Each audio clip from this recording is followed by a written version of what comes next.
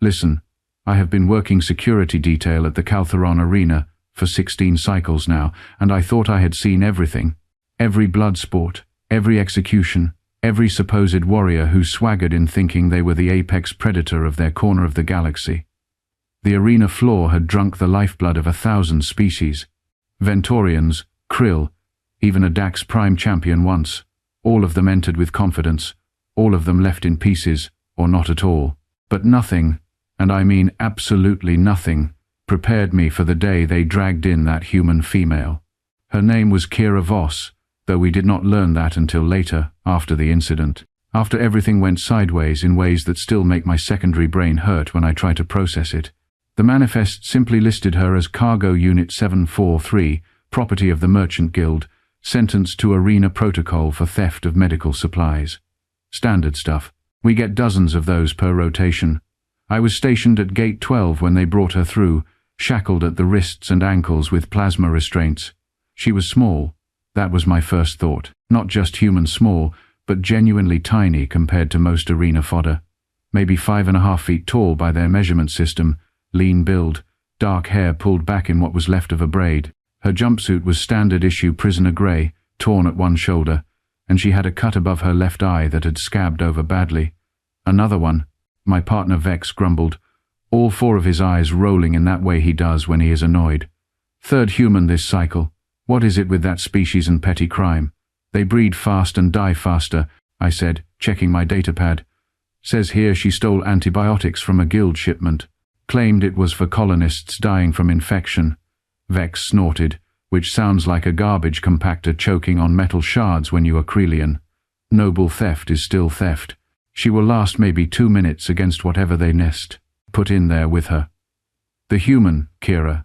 She just walked between her escorts, like she was taking a stroll through a garden. No crying, no begging, no screaming about mercy or justice or any of that nonsense we usually have to listen to. She just looked around, taking in the arena's holding cells with those disturbingly focused eyes humans have. 2 eyes, just 2. How they manage with such limited visual range is beyond me. Her escort, a Brutarian named Krolm who loved his job way too much, shoved her toward the prep cell. In you go, meat. Try to make it entertaining, yeah? Last human we threw in there just curled up and cried. Kira stumbled slightly but caught herself on the cell door. Then she turned, looked up at Krolm, who stood nearly 8 feet tall and probably weighed 400 pounds of solid muscle, and smiled. Actually smiled. Thanks for the pep talk, big guy, she said, her voice carrying that weird musical quality human speech has. Real motivating. The sarcasm was thick enough to cut with a blade. I found myself almost liking her, which was a mistake. Rule number 1 of arena security: never get attached to the combatants. They are already dead. They just do not know it yet. Krolm's face, what you could see of it behind all those tusks and ridges, twisted into something resembling anger. He raised one massive fist like he was going to teach her some manners, but the shift supervisor's voice crackled through our comms. Combatant prep in 15 minutes. Get her processed and move on. We have 6 more to load before the main event. Krolm grunted, shot Kira one last threatening look, and lumbered off. I moved to secure the cell, running through my checklist. Remove restraints, check. Provide water ration, check. Explain arena rules, check, check, check. You get 5 minutes to prepare, I told her, probably more gently than I should have. Then the gate opens and you face whatever is on the other side. Survive long enough to impress the crowd. And maybe, just maybe, someone sponsors your freedom. Die quickly. Well, at least your suffering ends. Kira was testing the walls of her cell, running her hands along the smooth metal surfaces like she was looking for something. She stopped and glanced back at me. What are the odds? Honestly. I hesitated. Vex had already moved to the next cell, so it was just her and me. Of survival? For a human? In the Caltheron arena? I clicked my mandibles, the equivalent of a bitter laugh. 0.03%, and that is being generous. Whatever they put you against, it will be designed to kill you in the most spectacular way possible. Entertainment value, you understand. Sure, she said, like I had just told her the weather forecast. And what if I told you I have survived worse? I would say you are either delusional or lying, I replied. Every species thinks they are tough until they face a Caltheron arena special. We do not do fair fights here. She laughed then, this short barking sound that made my sensory stalks twitch. Fair? Where I come from, fair is a fantasy. I grew up in the Detroit sprawl after the water wars. You know what we called dinner, whatever we could catch, kill or steal before someone else did. I was fixing broken water filtration systems with spare parts and prayer by the time I was 10 cycles old, your measurement. Got recruited by a colony ship because I could make impossible repairs with nothing but determination and spite. The way she said it, so matter-of-fact, so casual, like surviving impossible odds was just what you did on a Tuesday. That is very inspiring, I said, not even trying to hide my skepticism. But a Caltheron battle beast is not a broken machine or a food shortage. It is 5 tons of engineered murder, with teeth the size of your forearm, and exactly one programmed instinct, which is kill. 5 tons, huh? Kira rolled her shoulders, testing her range of motion now that the restraints were off. I have lifted engine components heavier than that in 0G. Not saying it will be easy, but I have worked with worse weight ratios. I was about to explain that lifting something and fighting something were completely different skill sets, but the warning klaxon started blaring. Prep time over. Show time. Listen, I said quickly, lowering my voice. When that gate opens, move to your right. There is a weapon rack built into the arena wall, about 40 paces. Get to it fast, grab whatever you can, and try not to die in the first 30 seconds. That is the best advice I can give you. She nodded once, crisp and efficient. 40 paces right side, weapon rack. Got it. What is your name? The question caught me off guard. Combatants never asked our names. We were just the faces they saw before probable death. Threx, I said finally. Threx Vin Callus, if you want the full thing. Thanks, Threx. She moved to the gate, tension visible in her shoulders now. The reality was setting in, I thought. Good. Fear keeps you sharp. If I make it out, first drink is on me. You will not make it out, I said, but quietly, after she had already turned away. The arena floor was standard configuration for executions. Circular, about 200 meters in diameter, sand-covered floor stained a rusty brown from countless previous events, and walls too high and smooth to climb. The crowd was already filling the stands. Thousands of beings from across the sector come to watch the violence. The roar of their anticipation hit like a physical wave. I took my position at the security station, overlooking Gate 12, where I could monitor the feeds. Vex was already there, mandibles clicking as he browsed betting odds on his personal display. 5 credits says the human lasts 90 seconds, he said without looking up. No bet, I replied. What did they match her against? Vex pulled up the roster, and his eyes widened slightly. All 4 of them. Oh, someone upstairs. Really hates her. They are releasing a Kravix Prime. My blood went cold. Well, as cold as the Narration blood gets, which is more of a room temperature thing, but the sentiment stands.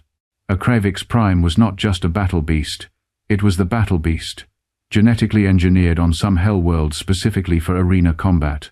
12 feet tall, armored hide that could shrug off plasma fire, retractable claws that could slice through reinforced steel, and a jaw that could bite through a shuttle hull. They had never, in the entire history of the Caltheron arena, put a lone human against a Kravix Prime. That is not an execution, I said, hearing the shake in my own voice. That is a demonstration. They are making an example of her. Probably stole from the wrong merchant, Vex agreed. Oh, this will be over quick. 30 seconds, max. On the main display, Kira emerged from her gate into the bright arena lights. The crowd noise swelled. She paused, just for a moment, letting her eyes adjust. Then she moved, and I had to give her credit. She moved fast, straight toward that weapon rack I had mentioned, eating up the distance with long, efficient strides. She was about 10 paces out when the opposite gate, the big one, the one they used for the specialty beasts, began to open. The crowd went silent, that anticipatory hush that comes right before unbelievable violence. The Kravix Prime stepped out. Even through the monitors, the thing was terrifying. Matte black scales, muscles bunching and sliding under its hide like coiled cables, eyes that glowed a faint red in the arena lights. It saw Kira immediately, and its lips pulled back from teeth that would give you nightmares for cycles. Then it roared. I am not being dramatic when I say the sound rattled the security station. The bass note of it traveled through the floor, up through our chairs, into our bones. It was a sound that told every prey instinct in your body that you were about to die badly. Kira froze. For a single heartbeat, she stood absolutely still, and I thought, there it is. There is the fear. She is about to bolt or collapse or do whatever cornered prey does when it realizes the situation is hopeless. Instead, she reached the weapon rack, grabbed what looked like a short spear, and turned to face the Kravix. "Oh, you brave, stupid little creature," Vex whispered. The Kravix charged. When a 5-ton murder beast moves at full sprint, the ground shakes. Sand exploded up from each footfall. The crowd was screaming now, that bloodthirsty roar of anticipated carnage. It crossed half the arena in seconds, bearing down on Kira like an organic freight train. She did not run. She stood there, spear held loosely in a low guard, watching, calculating. The Kravix was 10 meters away. 5, 3. It lunged, jaws wide, going for the kill bite that would end this joke of a fight. Kira dropped, not backward, not to the side, but down and forward, sliding in the sand like she was stealing a base in one of those human sport games. The Kravix's jaws snapped shut on empty air where her torso had been a fraction of a second earlier, and its momentum carried it forward, unable to stop. As it passed over her, Kira drove that spear up with both hands, aiming for the gap between the creature's chest plates where the armor was thinnest. The weapon punched through hide and muscle, not deep enough to be lethal, but enough to hurt. The Kravix bellowed, more in rage than pain, and spun with frightening speed. Its tail, thick as a tree trunk and studded with bony protrusions, whipped around in a devastating arc. Kira somehow saw it coming and dove into a roll, but not quite fast enough. The tail caught her across the left side, and even from the security station, I heard ribs crack.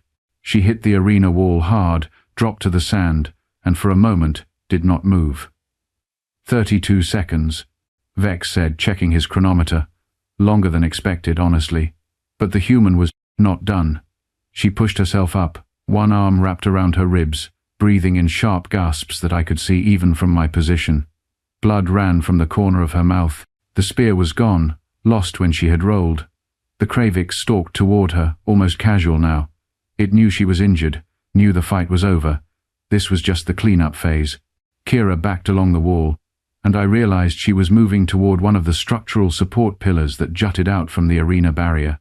Not trying to climb, that would be pointless, but positioning herself with the pillar at her back.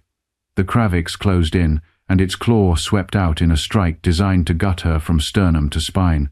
Human physiology is weird. Their bones are relatively fragile, their skin tears easily. They do not have any natural weapons to speak of. What they do have, what the galaxy consistently underestimates, is reaction time honed by being prey animals on a death world for millions of years. Kira twisted, impossibly fast despite her injuries, and the claw scraped sparks off the pillar instead of her torso. While the Kravix was overextended, committed to the strike, she grabbed onto its arm, using its own limb as leverage, and hauled herself up onto its back. The crowd lost their minds. The Kravix thrashed, trying to shake her off, but Kira wrapped her legs around its neck and started punching. Not at random either. She was targeting specific points behind its skull, where the neural clusters would be on most species. "She is actually studying it while fighting it," I said, shocked. Vex made a choking sound. "That is not possible. She is doing technical analysis in combat?" The Kravix slammed itself backward into the arena wall, trying to crush the human against the surface. Once, twice, 3 times. I saw Kira's grip loosen, saw her cough up more blood, but she held on. On the 4th impact, she adjusted her position, got one arm around the creature's throat, and squeezed.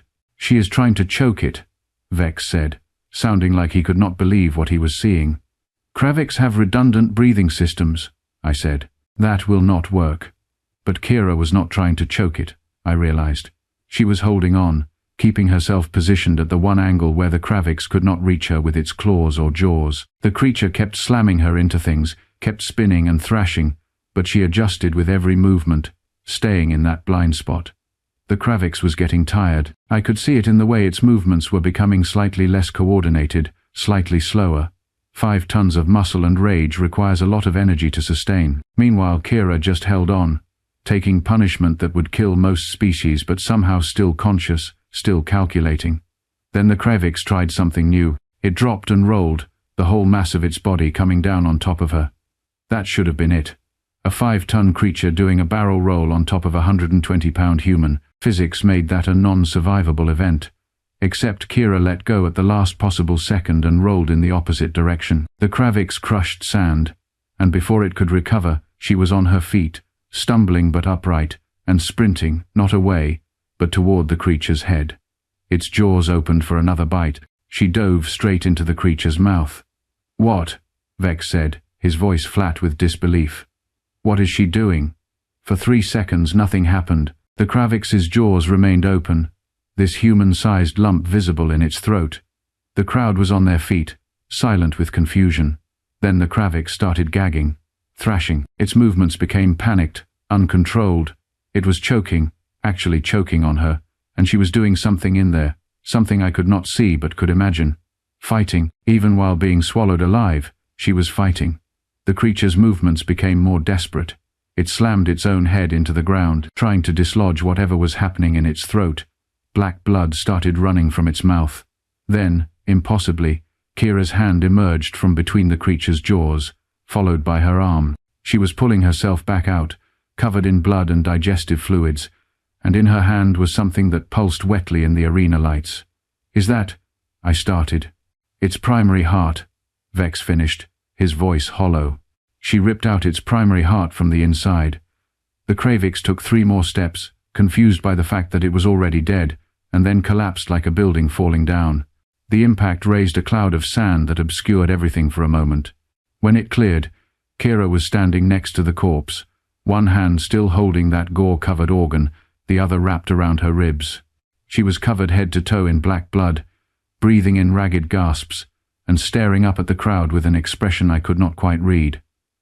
The arena was absolutely silent.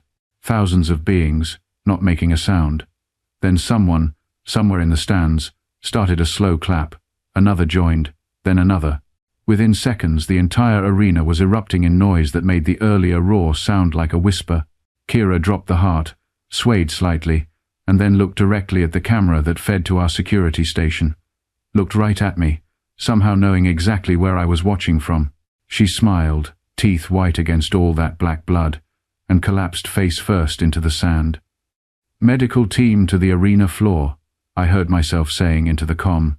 "Combatant requires immediate attention. She is alive. Against all logic and reason, the human is still alive." Vex turned to look at me with all 4 eyes. "I need to change my betting strategy," he said weakly, "and possibly my entire understanding of human combat capabilities." I just nodded, watching as the medical team rushed out to retrieve Kira's unconscious body. Around me, every security monitor was showing replay after replay of the fight, and in the stands, I could see beings of every species frantically checking their datapads, probably trying to figure out what the hell they had just witnessed. A human, unarmed and injured, had killed a Krevix Prime in single combat, something that had never happened in the 200-cycle history of the Caltheron arena. And somewhere, in a holding cell that I would soon be assigned to guard, that same human would wake up, if she survived her injuries, which, given what I had just seen, she probably would. I had a feeling the next few shifts were going to be very, very interesting. Kira Voss spent 3 days in the medical wing, which honestly surprised everyone, including the medical staff who were used to treating arena survivors, of which there were not many. Dr. Helix, a 6-limbed Medarian with a temperament like a solar flare, gave me updates every shift because apparently I had become the unofficial liaison for our resident human miracle worker. "Her rib cage is a disaster," Helix told me on day 2, waving several appendages in agitation. 4 ribs fractured, 2 completely broken, internal bleeding that should have killed her twice over, and a concussion that would leave most species brain dead. Yet here she is, asking for solid food and complaining about the bed comfort. "Humans are built different," I offered, which was the understatement of the cycle. "Built wrong, you mean?" Helix grumbled. "Their healing factor makes no biological sense. The amount of scar tissue formation alone should compromise organ function, but her body just keeps patching itself together like some sort of self-repairing machinery." I had come to check on her at the end of my shift, partially because it was my job, mostly because I was curious. The whole arena had been talking about nothing else for 3 days straight. Footage of the fight had spread across the sector faster than a plague ship. Betting houses were in chaos. Someone had even started a merchandise line with her face on it, which seemed premature considering she was still technically arena property. When I entered her recovery room, Kira was sitting up in bed, wrapped in enough medical bandaging to supply a small hospital, working on something with her hands. As I got closer, I realized she had disassembled her IV drip regulator and was rewiring the components. "That is expensive medical equipment," I said. She did not look up. It was beeping wrong. Rhythm was off by 0.3 seconds. Drove me crazy, so I fixed it. Now it beeps correctly and also monitors 2 additional vital signs. "You are welcome. You improved our medical technology while recovering from nearly dying?" "Idle hands," she said, snapping the casing back together. The device beeped once, a pleasant harmonic tone that was definitely better than the previous annoying buzz. Besides, nearly dying is relative. I have had worse Tuesdays. I pulled up a chair, which was designed for my body structure and thus wildly uncomfortable, but sitting felt appropriate for this conversation. "The arena masters want to see you." That got her attention. She looked up, and I noticed her eyes were clearer now, less pain-clouded. Still that unsettling 2-eyed human stare, but focused. "Let me guess. They want to know how I killed their prize monster." "That. And they want to offer you a contract." Kira laughed, then immediately regretted it based on how she clutched her ribs. "A contract." "Right. Because every girl's dream is to get nearly killed on a regular basis for entertainment value. The alternative is they send you back to the holding cells until they find something even worse to put you against," I said carefully. "Or they simply execute you for destruction of expensive arena property, which a Kravix Prime definitely qualifies as. The contract is actually the good option here." She was quiet for a moment, fingers drumming against the medical bed rail. Human nervous habit, I had learned. "What kind of contract?" "Champion fighter status. You would fight once per cycle, maybe twice if a special event comes up. In exchange, you get private quarters, decent food, medical care, and a cut of the betting profits. After 20 wins, they grant freedom and release from all prior criminal charges." 20 wins against things like that, Kravix? Probably worse, honestly. You set a precedent. Now everyone wants to see what else you can survive. Kira leaned back against her pillows, staring at the ceiling. "How many arena champions make it to 20 wins? In the last 50 cycles, 3. One was a Drevlian warlord with natural armor plating and regenerative capabilities. One was a cybernetically enhanced Krell mercenary with more machinery than biology. The third was a hive mind species that technically counted as one combatant, but was actually 47 organisms working in perfect coordination. And humans? You would be the first to try." I clicked my mandibles softly. "Look, you do not have many options. Take the contract, survive long enough to earn freedom, maybe actually live through this. Refuse, and they will make an example of you in ways that make the Kravix fight look gentle." She turned those unsettling eyes on me. "You are trying to help me. Why?" The question was fair. I had been asking myself the same thing. Because in 16 cycles of working arena security, I have never seen anyone fight like you did. Most combatants just die. Some fight back. You analyzed, adapted, and won against impossible odds. That deserves respect, even if your species is strange and your biology makes no sense. A smile tugged at the corner of her mouth. "We are pretty weird, aren't we?" "You have no idea," I said seriously. "Your species has been in galactic space for barely 3 generations, and already the xenobiology departments cannot agree on how you are still alive. Your homeworld has conditions that would be classified as a death world by any reasonable standard. Your healing factor borders on supernatural, and apparently you can survive being partially swallowed by apex predators. It is deeply unsettling." "Earth builds different," Kira said, echoing my earlier words with a grin that showed too many teeth.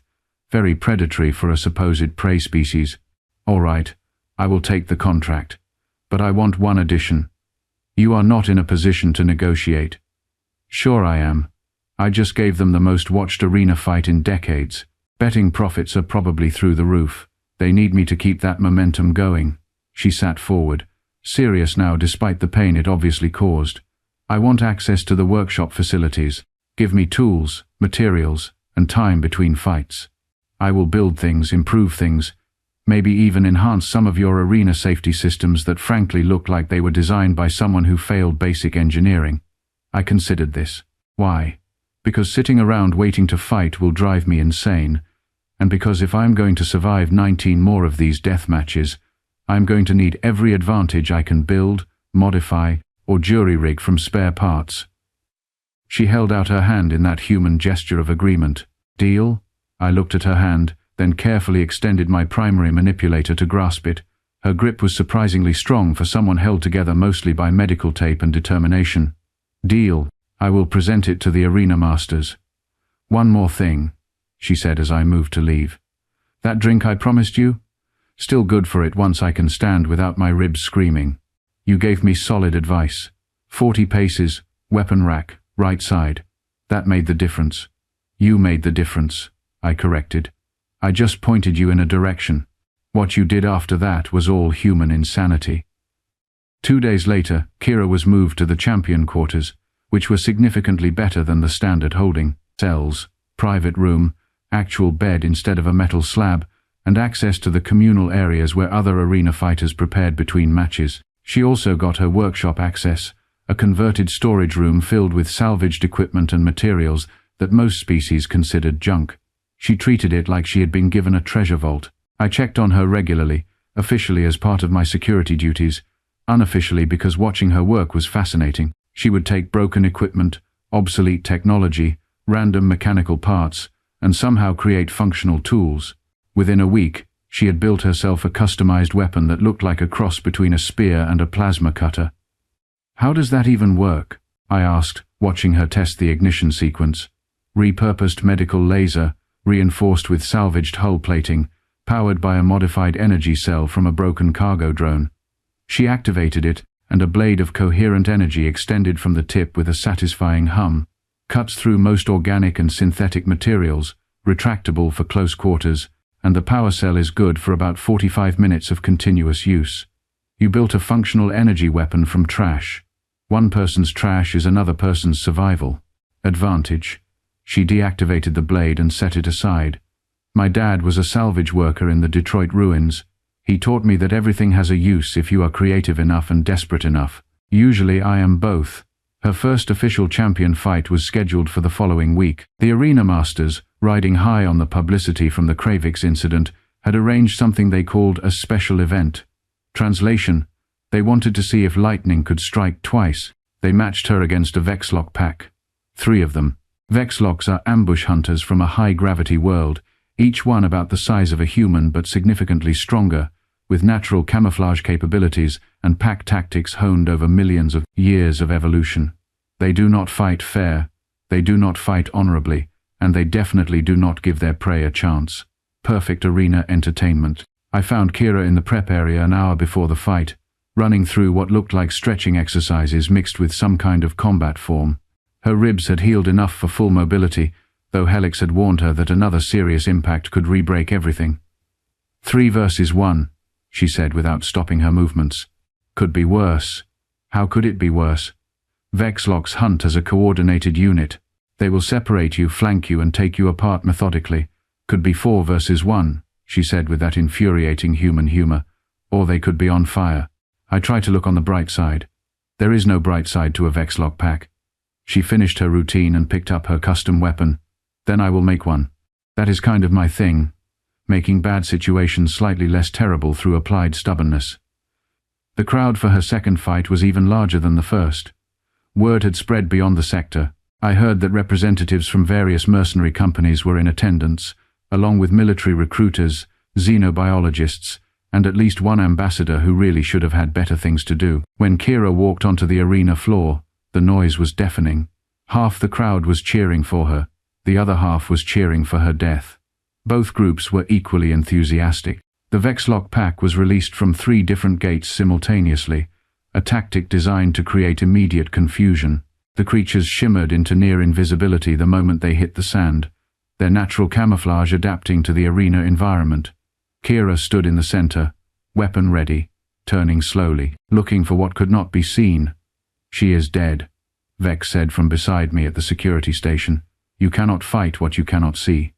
But Kira was not looking. She was listening. Human hearing is not particularly impressive by most standards, but they excel at directional sound tracking. Some evolutionary thing about being hunted by ambush predators on their home world. The sand shifted slightly to her left.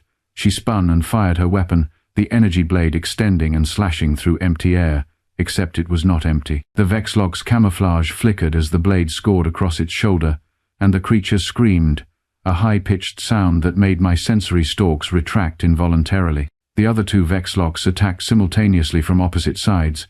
Classic pack tactic, Kira could not block both. She did not try. She dropped flat, letting both creatures pass over her, and as they did, she activated something on her belt.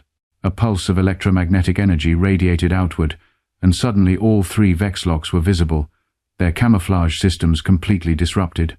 She built an EM disruptor, I said, shocked. From workshop scraps. That is cheating, Vex protested. That is engineering, I corrected. The Vexlocks, now visible and furious, regrouped for a coordinated assault. They were fast, faster than the Kravix had been, and they knew how to work as a unit. One fainted high while another went low, the third circling to cut off escape routes. Kira moved like water, flowing between their attacks with a grace that seemed impossible for a species with such a rigid skeletal structure. Her weapon became a blur, parrying claws, redirecting strikes, creating distance when she needed it. But she was not just defending. Every movement served dual purposes. Block a claw strike while positioning for a counter, dodge an attack while moving toward better terrain, defend while studying their patterns. 2 minutes into the fight, she stopped retreating and went on offense. She targeted the injured Vexlock first, the one she had tagged at the start. Wounded pack members become aggressive, make mistakes. It lunged at her with fury, overriding tactics, and she sidestepped, brought her weapon around, and took its head off in one clean strike. The other two Vexlocks hesitated. Pack psychology. Sudden death of a packmate causes momentary confusion. Kira used those 3 seconds to sprint toward the arena wall, not fleeing but positioning. The Vexlocks followed, splitting up to flank her again. Exactly what she wanted. As they closed in, she triggered something else on her weapon, and the energy blade extended further, wider, becoming less focused but covering more area. She spun, and the blade carved through both Vexlocks simultaneously. Modified energy output, I realized. She had built in multiple configurations. Both creatures fell, cauterized wounds, still smoking. The entire fight had taken 4 minutes and 17 seconds. The crowd went absolutely insane. Cheering, stomping, the whole structure shaking with approval. Kira stood among 3 dead Vexlocks, weapon deactivating, and simply nodded to the stands like this was all routine. Then she looked up at the VIP box where the arena masters sat, and she smiled. Not a friendly smile, a challenging one. She was just getting started. Over the next 12 cycles, Kira fought 9 more times. Each fight was supposed to be her last. Each fight she won. A thornback ravager that could regenerate limbs. A pair of cyborg hunters with tactical analysis programs. A gravitational anomaly entity that barely qualified as alive. A Kilothian berserker in full combat drugs. She beat them all. And between each fight, she built things. Improved arena safety systems that reduced staff injuries by 40%. Modified medical equipment that cut recovery time in half. Created training protocols that other fighters started adopting. She is not just surviving, I told Vex after her 10th win. She is changing this place. The arena masters are getting nervous, he replied. Nobody was supposed to make it this far this fast. She has 8 cycles before. They can legally grant her freedom. They are already looking for loopholes. That did not surprise me. The arena was a business, and Kira had become their star attraction. Letting her go meant losing their most profitable asset. I found her in her workshop that evening, working on something complex and mechanical. Make. You are aware they might not let you leave after 20 wins? Oh, I am counting on them trying something, she said without looking up. Why do you think I have been documenting everything? Every fight, every contract violation, every safety issue I fixed that they should have fixed cycles ago. I have been building 2 things here. Threx. A path to freedom and an insurance policy. Insurance policy. Back on Earth, we have a saying. If you cannot break the system, become too valuable to lose or too dangerous to keep. She held up what she had been working on, a data core packed with information. This contains evidence of about 47 violations of galactic labor laws, safety regulations, and sentient rights statutes. If they try to block my freedom, this goes to every media outlet, regulatory body, and legal authority in the sector. I stared at her. You have been building a legal case while fighting death matches? Multitasking, she said with a shrug. Also, it kept me from thinking too hard about the fact that I have been in mortal danger every few weeks for almost a cycle. Staying busy helps. Her 20th fight was announced with more fanfare than any previous event. The arena masters called it the Liberation match, marketed it as her final battle, her chance at freedom. They matched her against something called a void wraith, an energy-based entity from dead space that could phase through solid matter and drain life force with a touch. Unbeatable, they called it, unmatched in arena history. The night before the fight, I visited her quarters. She was calm, sitting cross-legged on her bed, eating something from a ration pack that smelled vaguely toxic. Nervous? I asked. Terrified, she admitted, but terror is just another input to process.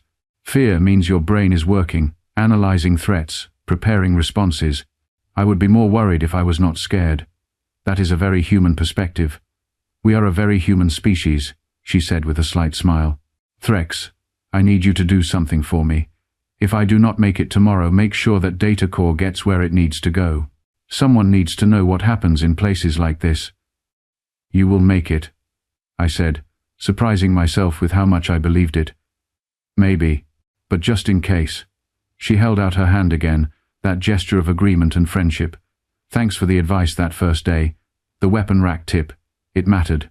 I grasped her hand. Thanks for being interesting. This job was boring before you showed up.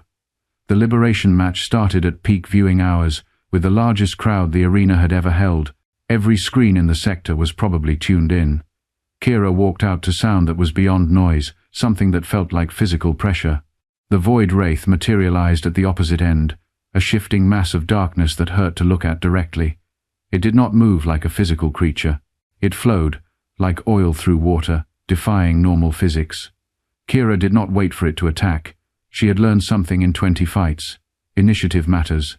She threw something, a device she had built, and when it reached the wraith, it exploded into a field of intense light and electromagnetic radiation. The wraith recoiled, its form destabilizing. Light and EM fields, I realized. She had researched its weaknesses and built a counter-weapon. The fight became a dance of physics and determination. The wraith would phase toward her. She would deploy another light burst. It would try to drain her life force. She would ground herself with a device that redirected the energy. Every attack had a counter. Every counter had been pre-built, tested, and refined. 6 minutes into the fight, Kira stopped defending and went full offense. She had been herding the wraith, I realized, moving it into position beneath one of the arena's massive lighting arrays. She triggered something on her belt, and every light in the arena focused on a single point, the exact space where the wraith hovered. The entity screamed, a sound that existed in spectrums we could not normally hear. Its form began to break apart, unable to maintain cohesion under that much focused light energy. Kira had weaponized the arena itself. When the light finally dimmed, there was no void wraith, just scattered particles of energy dissipating into nothing. Kira stood alone in the center of the arena, exhausted, injured, but victorious. 20 wins, freedom earned. The crowd noise was beyond description. Approval, shock, awe, all blended into pure sound. The arena masters had no choice. Live feeds across the sector, legal contracts, and thousands of witnesses. They granted her freedom with smiles that did not reach their various eyes and faces. 3 days later, Kira left the arena as a free person. She had offers, dozens of them, mercenary companies, military positions, engineering firms, even a few entertainment contracts. She turned them all down. "What will you do?" I asked as I escorted her to the departure terminal. Final security duty, making sure she actually got to leave. "There are colony worlds that need engineers," she said. "Medical supplies that need distributing. Places where someone with my skills can help people instead of killing things for entertainment." She looked back at the arena one last time. "I survived 20 fights, Threx. That is enough violence for one lifetime." "You changed things here," I told her. "The safety improvements, the protocols. Even the way other fighters approach combat. That legacy remains. Good. Maybe the next person who gets dragged in here will have slightly better odds.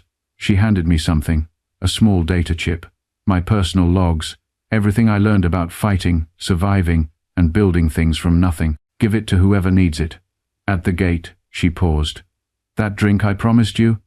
Rain check, I said, using a human phrase she had taught me. Something tells me our paths will cross again. Maybe, she agreed. Galaxy is big but also surprisingly small. If you ever need an engineer or someone to fight impossible odds, look me up. Then she walked through the gate and was gone. I returned to my security post, where Vex was waiting with an expression I could not quite read. Well, he said finally, that was unprecedented. That, I agreed, was extremely human. The arena continued its operations, but something had shifted. The fights were still brutal, the odds still impossible. But now there was a story that every combatant knew. A human female, barely 5.5 feet tall, who survived 20 death matches and walked out free.